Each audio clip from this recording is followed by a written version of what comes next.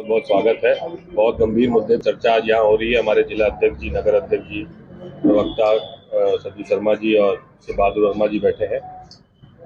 गंभीर मुद्दा है। माननीय जिला अध्यक्ष जी ने आपको उसमें क्या पॉइंट है, क्या हो रहा है, क्या स्थिति है, उसके बारे में अवगत करा दिया है।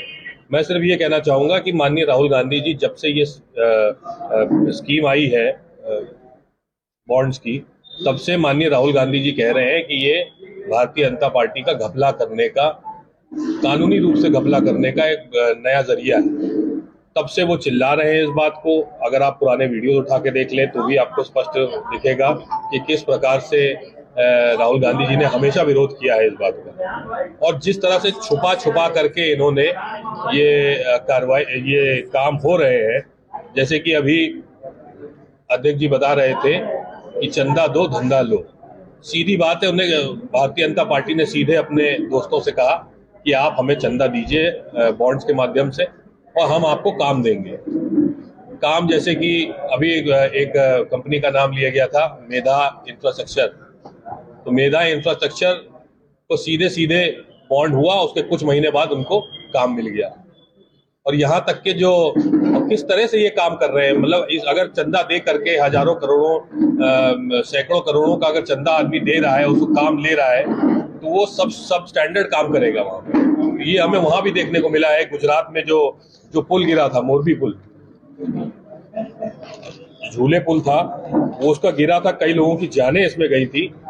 वो ब्रिज का भी एक ज्वलंत उदाहरण है कि किस तरह से चंदा दो धंधा दो वाले में भारतीय जनता पार्टी ने कई लोगों की जान दांव पे लगाई है, जनता की जान दांव पे लगाई है। इसी तरह से फ्यूचर गेमिंग एंड होटल्स पर ईडी के माध्यम से, संवैधानिक संस्थान के माध्यम से छापा डलवाया गया और छापा डलवाने के बाद कुछ ही महीने में उनको तुरंत ही 5 दिन बाद, महीने नहीं 5 दिन बाद 100 करोड़ का उन्होंने दान दिया है बॉन्ड के माध्यम से, और क्लीन चिट हो गई और काम भी मिल गया उनको। तो इस तरह से ये धीरे, जैसा कि अभी कह रहे थे अध्यक्ष जी, कि ये जो है रिश्वत लेने का, दबाव बनाने का, लोगों को जो व्यापारी है उनको तोड़ने का और उनसे जबरन जो है पैसे ऐंठने का काम भारतीय जनता पार्टी ने आज किया है यहाँ।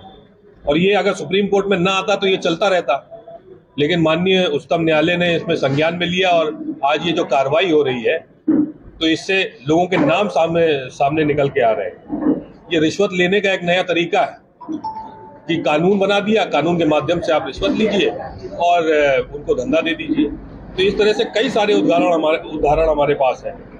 और इसमें एक और मुद्दा है कि 2018 में जब ये स्कीम आई थी तो कई सारी फर्जी कंपनियां अपलोड कर दी गई। फर्जी कंपनियों के माध्यम से जिनकी शेयर वैल्यू कुछ भी नहीं थी और उनसे कई गुना उन्होंने चंदा लिया इनसे। और चंदा लेने के बाद ये एक तरह से ये हो गया कि ब्लैक मनी जिसका था, फर्जी कंपनी उसने लगाई, अपना उनको दे दिया, उनको काम मिल गया। तो इस तरह से सीधे सीधे व्हाइट वॉशिंग का भी काम यहाँ इस स्कीम के माध्यम से हो रहा है। खुद ही कहते थे मोदी जी, फर्जी कंपनियों के खिलाफ जो है हम मोर्चा खोलेंगे, सब बंद कराएंगे, लेकिन आज ये देखिए खुद ही कंपनियां खुलवा रहे हैं और खुद ही जो है उसको बढ़ावा दिया जा रहा है। तो इस तरह से ये सीधे सीधे एक तरह से आप मान लीजिए लोकतंत्र की हत्या की तो हम बात कर ही रहे थे, किस तरह से संवैधानिक संस्थानों का दुरुपयोग हो रहा है। अब तो ये लिखा पढ़ी में आ गया है, सामने दिख रहा है कि किस तरह से ईडी और आईटी विभाग को सबको जो है इन्वॉल्व करके अपने एक तरह से